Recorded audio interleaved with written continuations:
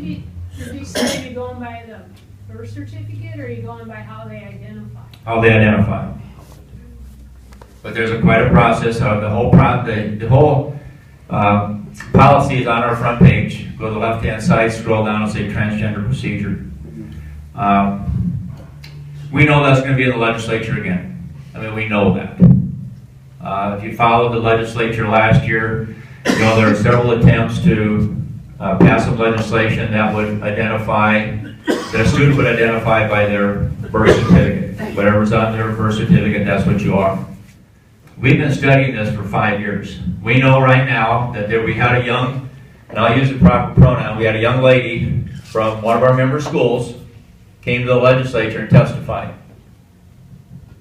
She was a cheerleader. And by she, I think everybody knows what I mean. There was a male to female transgender student. She was a cheerleader for Bridgewater Emory. She wanted to dress like the rest of the girls. And Christina told her no.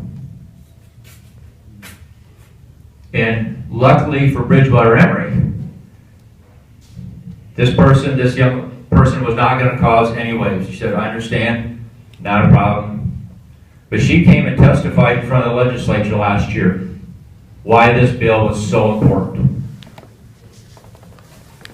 Fast forward about 6 months, she now is a cheerleader for USD. Anybody see that article? On TV. On TV.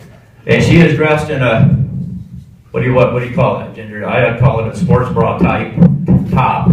Girl stuff. Girl stuff? Okay, with a bare midriff anyway. And did she cheer for football? I think so, yeah. Okay. So, I mean, these kids are out there. If there are schools that think they don't have some of these transgender kids in them, especially our AA schools, the Yankton and above, I'm telling you, they're there. And this is a real thing. Not that we agree with it as a real thing, like Darwin and I were talking about. And it got to the point now where the U.S. Supreme Court told us what marriage is. Well, I would say I don't agree with that either, but that's beside the point. The point is, I'm not going to put our schools in a situation where they're going to be in a lawsuit with somebody because we tell them how they have to define gender. The 2 pieces of legislation that were proposed during the summer session would have done that. And the committee voted both of them down. By that I mean they voted not to send them on to the legislature this coming January. Will they be there? Yes. There will be some legislation, I can just almost guarantee it, that will try to define gender. And what we've said, that's fine as long as it's mandated by state law. So if Darwin's still a superintendent and somebody wants to sue the Yankton school system, Darwin would say, well, we're just following state law. You're going to have to go sue somebody else. But you'll be named in it. I mean, you know you will. Yeah. And we just don't think that that's good policy, that we should put our schools in that position.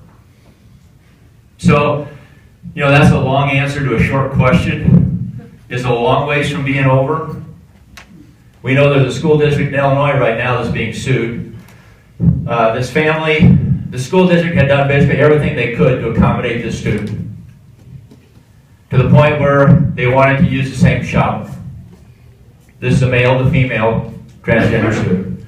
And the school district just drew the line there and said, no, that's not going to happen. Family sued. Now basically the court has said either you accommodate that person to that degree or we're going to pull all your federal funding. Because now it becomes a Title IX issue, and now you're in line with the OCR and the UJS. And you're not going to win those probably. So it's going to be tough. But like I said, it's not over with.